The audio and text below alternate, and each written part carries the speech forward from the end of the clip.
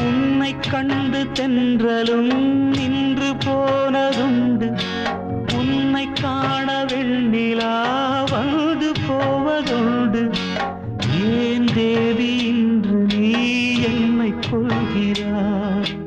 முள் மீது ஏனடி தூங்கச் சொல்கிறாய்? உன்னை தேடி தேடியே எந்த நாவி போனது? கூடுதானே இங்கு பாடுது. கூடு இன்று குயிலை தானே தேடுது.